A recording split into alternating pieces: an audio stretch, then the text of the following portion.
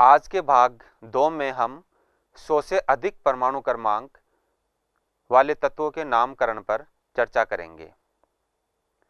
पूर्व में नए तत्वों के नामकरण उनके शोधकर्ताओं के नाम पर कर दिया जाता था एवं प्रस्तावित नाम का समर्थन IUPAC द्वारा कर दिया जाता था, परंतु नए खोजे गए उच्च परमाणु क्रमांक वाले तत्व इतने अस्थिर होते हैं कि उनकी केवल सूक्ष्म मात्रा प्राप्त होती है। इन तत्वों के संश्लेषण और विशेष गुणों का अध्ययन बहुत महंगा होता है, क्योंकि इनके अध्ययन के लिए आधुनिक उपकरणों की प्रयोगशाला भी चाहिए, जिनकी संख्या विश्व में बहुत कम है, जहां पर स्पर्धा की भावना से कार्य किया जा रहा है। ऐसा भी देखने को मिला है कि कभी-कभी वैज्ञानिक बिना विश्वसनीय आंकड़े इकट्ठे किए नए तत्वों की खोज का दावा कर देते हैं।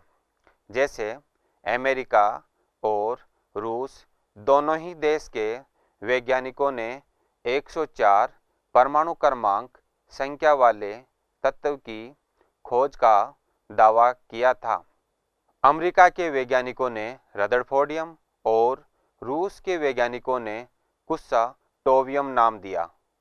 इस प्रकार के विवाद और परेशानी को दूर करने के लिए IUPAC ने सुझाव दिया कि जब तक तत्वों की खोज सिद्ध न हो जाए और नाम का समर्थन न हो जाए, तब तक 0 एवं 1 से 9 तक संख्याओं के संख्यात्मक मूल का प्रयोग करते हुए नए खोजे गए तत्वों का नामकरण किया जाएगा।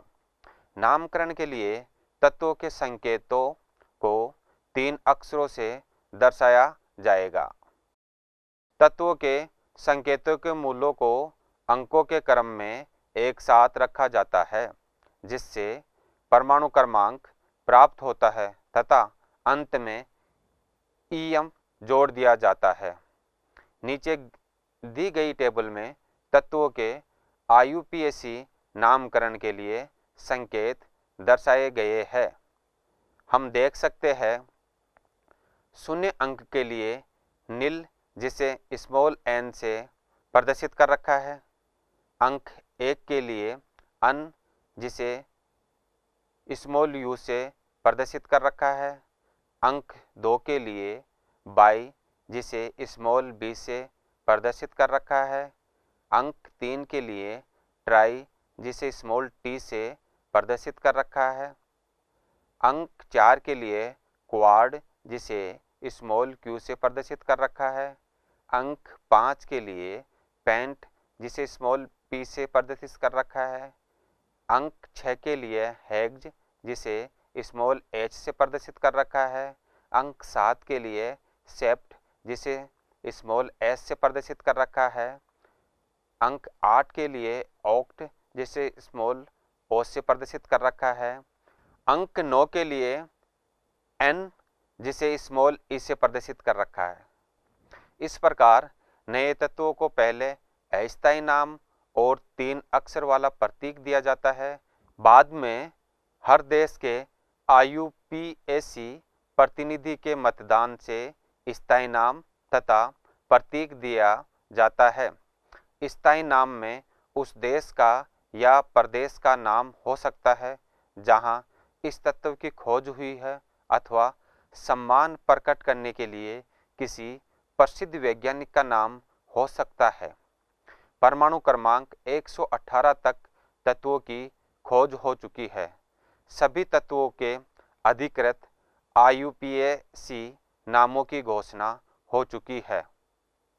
हम सारणी में यहाँ परमाणु क्रमांक 100 से अधिक संख्या वाले तत्वों का नामकरण देख सकते हैं। कॉलम प्रथम में आप देख सकते हो तत्वों के परमाणु क्रमांक बता रखे हैं। दूसरे कॉलम में जो तत्वों के IUPAC ने नामकरण दे रखे हैं वो देख सकते हैं। तीसरे कॉलम में हम उनको किस प्रतीक से प्रदर्शित किया जाए वो बता रखा है, और चौथे कॉलम में आईयूपीएसी के अधिकृत नाम को प्रदर्शित कर रखा है, और आईयूपीएसी के प्रतीक को लास्ट कॉलम में बता रखा है। उदाहरण के लिए 120 परमाणु क्रमांक वाले तत्व का आईयूपीएसी नाम तथा प्रतीक क्या होगा? हल: सारणी के अनुसार अंक 1, 2 तथा 0 अंकों के लिए मूल क्रमशः अन, बाय तथा नील होंगे। अतः 120 परमाणु क्रमांक वाले तत्वों का नाम अन बाय नीलियम तथा प्रतीक UBN होगा। अब हम अगले टॉपिक पर चर्चा करने जा रहे हैं, जिसका नाम है तत्वों के इलेक्ट्रॉनिक विन्यास तथा आवर्त सारणी।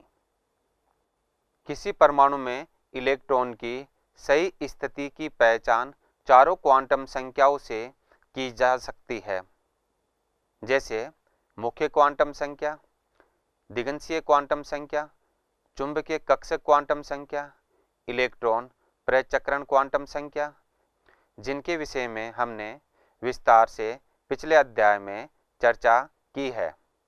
मुख्य क्वांटम संख्या, जिसे हम स्मॉल n से प्रदर्शित करते हैं, ये परमाणु के मुख्य ऊर्जा स्तर, जिसे हम कोश कहते हैं, को व्यक्त करती है।